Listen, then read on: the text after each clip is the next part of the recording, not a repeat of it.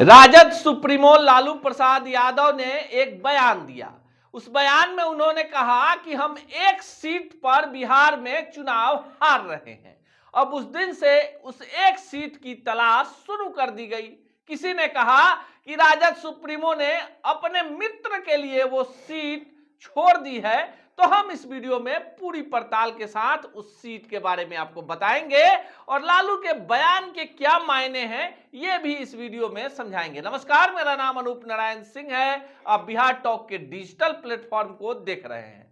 Rajad supremo Lalu Prasad Yadav ने एक बयान दिया था जिसमें उन्होंने पटना साहिब सीट की चर्चा की। अब पटना साहिब जो सीट है कायस्थ बहुल है और बिहार के 40 में से ये एकमात्र ऐसी सीट है जहां से कायस्थ समुदाय को अगर जीत नहीं मिली तो फिर बिहार के 40 सीटों में एक भी कायस्थ जाति का सांसद नहीं होगा।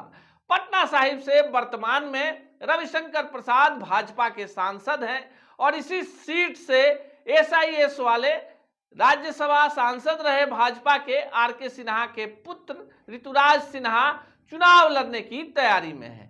हालांकि कायस्थ ही बिरादरी से आने वाले नितिन नवीन की भी तैयारी भीतर भीतर चल रही है, लेकिन जिनमें टिकट को लेकर सबसे ज्यादा भाजपा के टिकट पर लड़ने वालों की बात करें तो रविशंकर प्रसाद नंबर 1 की पोजीशन पर और एकदम उनके आसपास ऋतुराज सिन्हा है।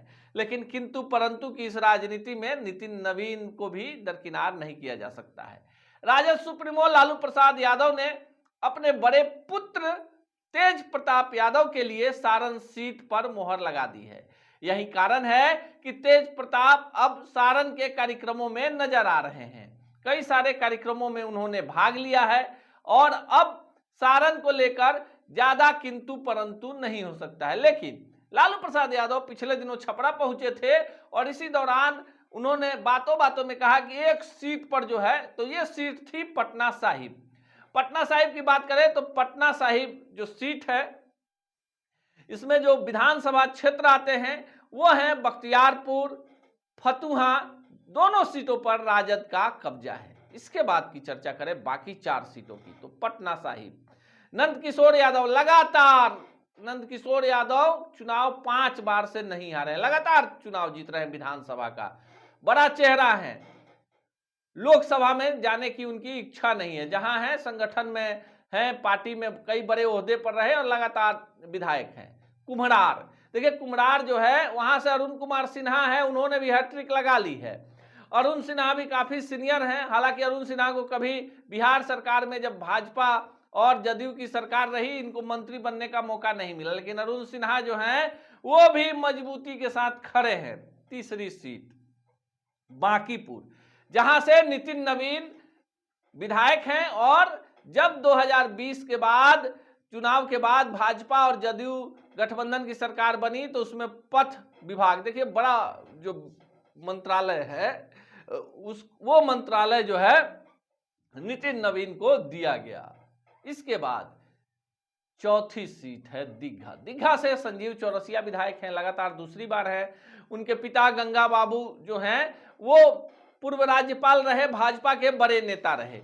तो 6 सीटें जो हैं पटना साहिब लोकसभा क्षेत्र में, उसमें से 4 सीटों पर भाजपा का कब्जा है और लगातार कब्जा है। देखिए जो वोट बैंक है, पढ़ा लिखा बिहार का साक्षरता दर में नंबर 1 लोकसभा क्षेत्र है और यही कारण है कि राजद सुप्रीमो लालू प्रसाद यादव खुलेआम स्वीकार कर रहे हैं कि एक सीट जहां पर महागठबंधन यानी INDIA चुनाव हार सकता है तो वो सीट है पटना साहिब।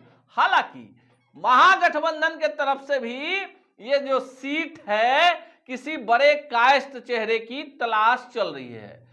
शेखर सुमन से लेकर शत्रुघ्न सिन्हा और शत्रुघ्न सिन्हा से लेकर नीतू जो बॉलीवुड की अभिनेत्री है नीतू चंद्रा, उन तक तलाश जारी है। अब INDA की तरफ से कौन होगा उम्मीदवार ये तो नहीं बता सकते, लेकिन जो खबरें हैं लोग ये भी बता रहे हैं कि जो SIS के मालिक हैं आरके सिन्हा, उनसे और राजद सुप्रीमो लालू प्रसाद यादव के बीच काफी मधुर संबंध है और ये एक अलग रिश्ता है जिसको राजनीति की परिधि में नहीं बांधा जा सकता है।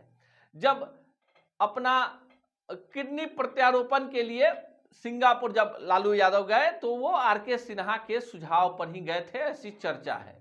दोनों के बीच लंबे अरसे से पारिवारिक संबंध है। आरके सिन्हा एसआईएस के मालिक हैं, जो दुनिया की सर्वोच्च निजी सुरक्षा एजेंसियों में शुमार है। खुद भाजपा में लंबे वक्त से हैं, राज्यसभा के सांसद थे। अब उनके बेटे ऋतुराज सिन्हा को भाजपा ने बड़ी जिम्मेवारी दे रखी है। राजद सुप्रीमो और आरके सिन्हा के बीच काफी पुराना संबंध है। आरके सिन्हा ने अपने करियर की शुरुआत पत्रकार के रूप में की और बाद के दिनों में कई बड़े पदों पर रहे और व्यवसाय के क्षेत्र में आ गए। पटना साहिब को लेकर यह भी चर्चा है कि उसी दोस्ती को निभाने के लिए राजद सुप्रीमो कह रहे हैं कि पटना साहिब, लेकिन जो भीतर की खबर है कि यहां पर भाजपा काफी मजबूत है और भाजपा के जो नेता हैं वो कह रहे हैं कि जिसको भी टिकट मिलेगा वो पटना साहिब से चुनाव जीत जाएगा। राजधानी है, यहीं से सत्ता का विकेंद्रीकरण होता है और यहां पर साक्षरता दर सबसे ज्यादा है।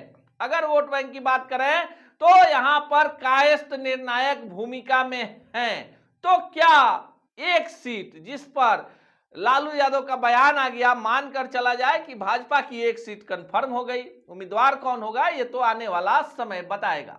इसी तरह की तमाम समीक्षात्मक खबरों के लिए देखते रहिए बिहार टॉक। ऐसी ही खबरों के लिए जुड़े रहिए बिहार टॉक से। यूट्यूब पर लाइक और सब्सक्राइब करें, बेल आइकन जरूर दबाएं। फेसबुक, ट्विटर और इंस्टा पर फॉलो करें। धन्यवाद।